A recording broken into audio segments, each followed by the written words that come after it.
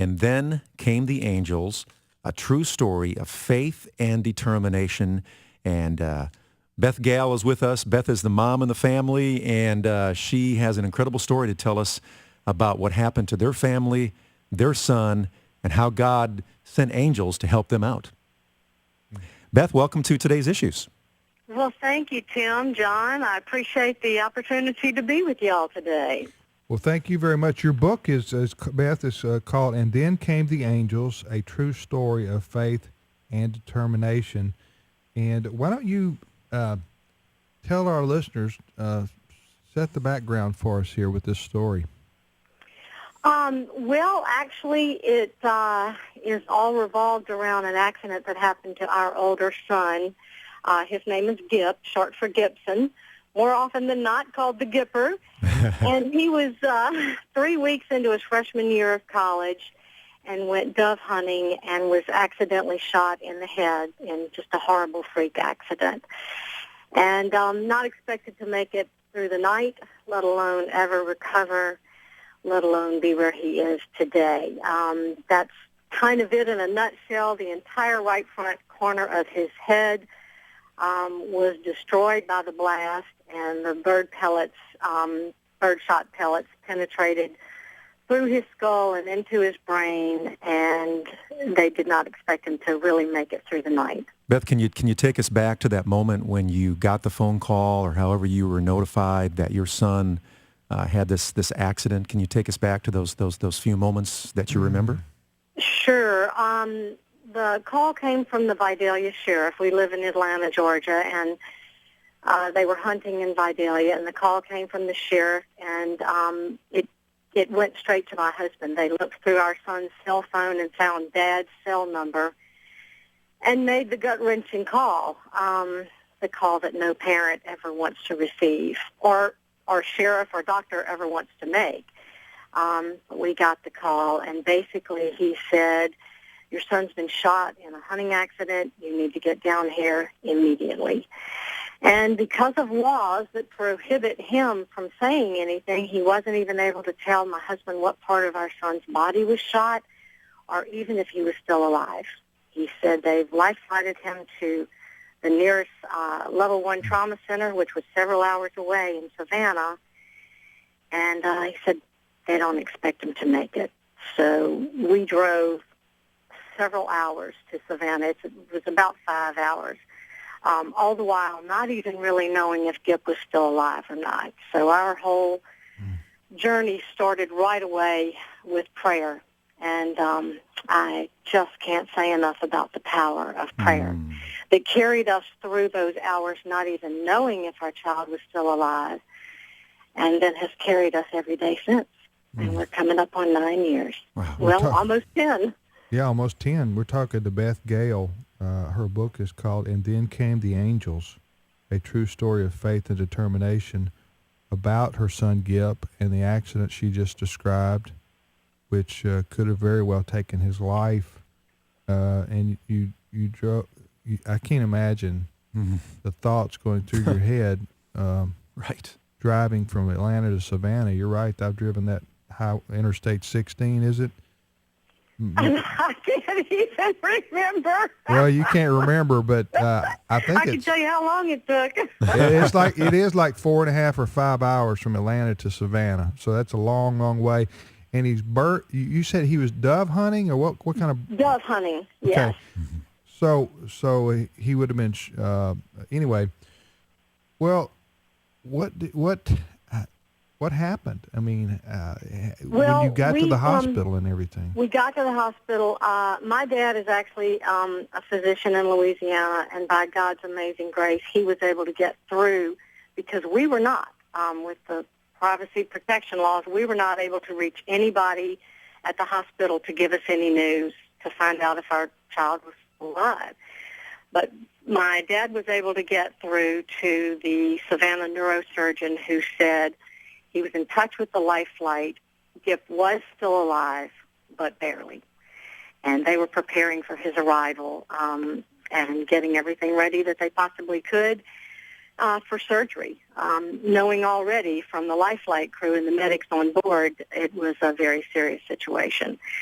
So a wonderful God moment in all of this is that the neurosurgeon is and was and is a Christian man, a wonderful Christian man. And so he called us to tell us that he was waiting on our son and what he knew at that point. And the first thing I said is, "Are you a believer?" And he said, "Yes," and his voice cracked. And I said, "Promise me you will pray over our son before you start the surgery and all through it." And he promised he would. And we found out later that he and the entire surgical team had prayed over our son. So no doubt God's blessings started right away. And we've where do we seen the power of it. Yeah. Where can people get a copy of your book?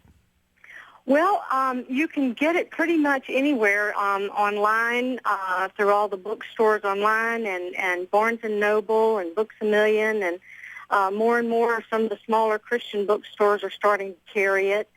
And if they don't have it in stock, you can always order it. So it's available anywhere and everywhere. And it's titled "And Then Came the Angels." Do you believe that is that a metaphor, or do you believe that actual angelic beings helped your son? Well, I believe all of it, but let me take a minute to just sort of explain where that title came from.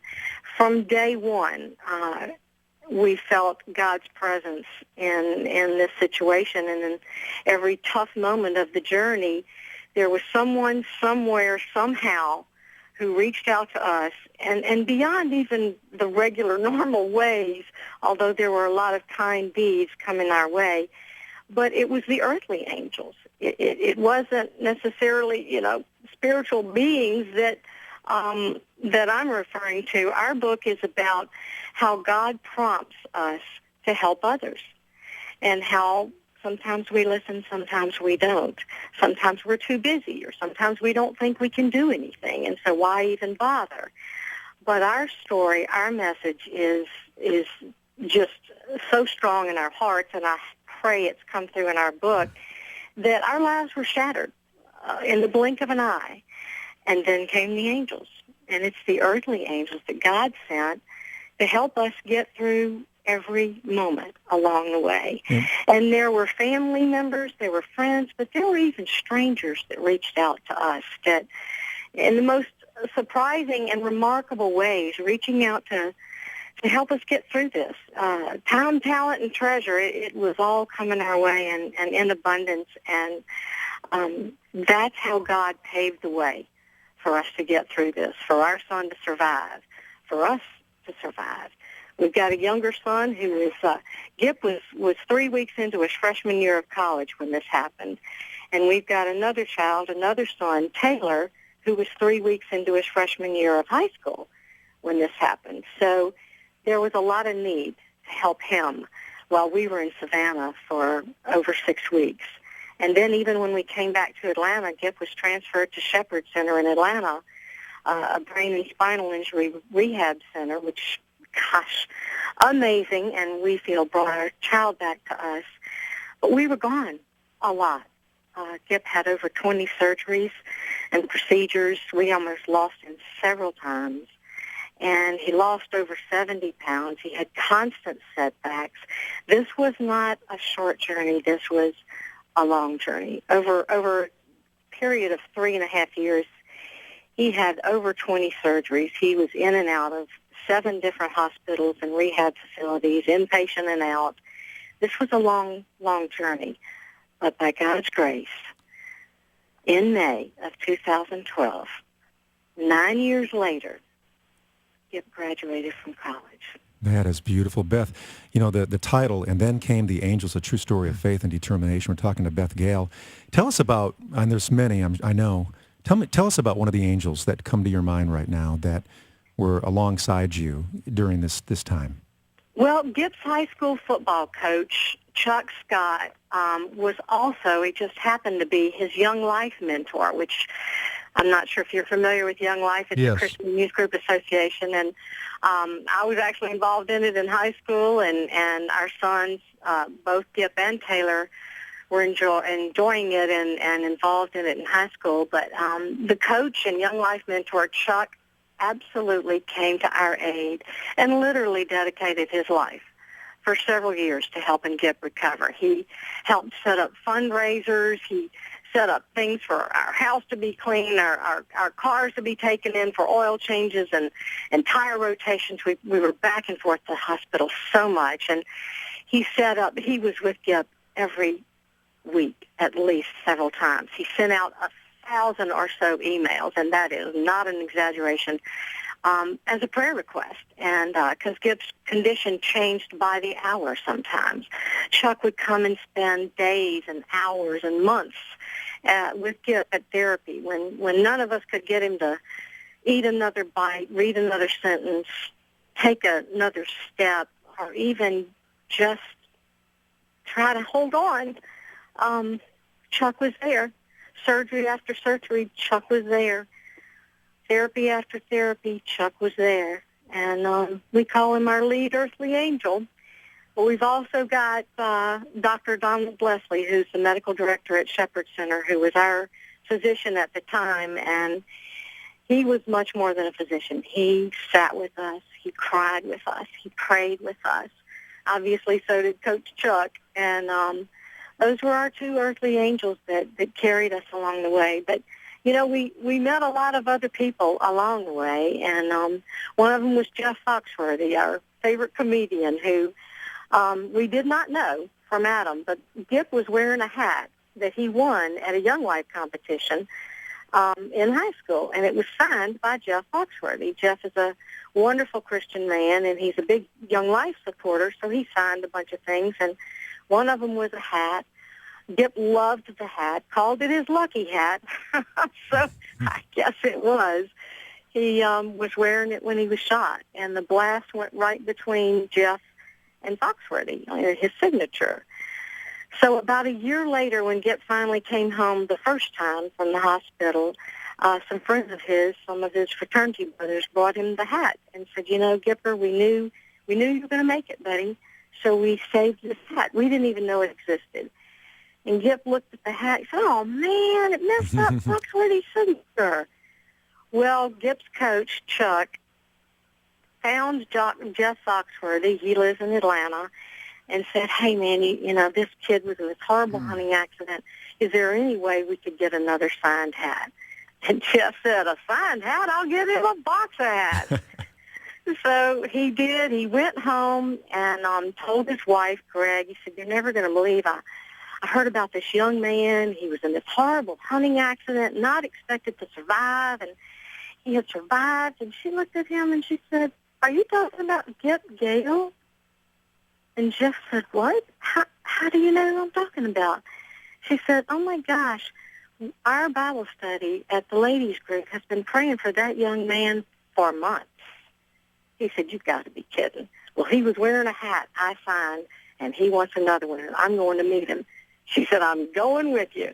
And they did. They came to our house and visited with us for several hours and brought Gip another signed hat, which he wrote, do not shoot this hat, on the new hat. So thank God for humor, because that and faith have gotten us through all this. Wow. And he's just become a wonderful friend to us, and he's one of our angels, our earthly angels. A couple of years after that, he had a benefit concert to help with our medical bills and called it One for the Gippers. So it's just the way God orchestrated a huge procession of earthly angels, putting it on their hearts to reach out and help the family in need. And it just happened to be us. But we've learned and been blessed by it all. And we just wanted to share. Well, wonderful. I think the main reason I wrote this book all these years later is we meet with families at Shepherd Center often, and so many of them, you know, have been encouraged and felt hope, you know, to hold on, because more often than not their injuries are much less than what Gip suffered. So they just kept telling me, you've got to write the story. You can only tell us in person right here in Atlanta.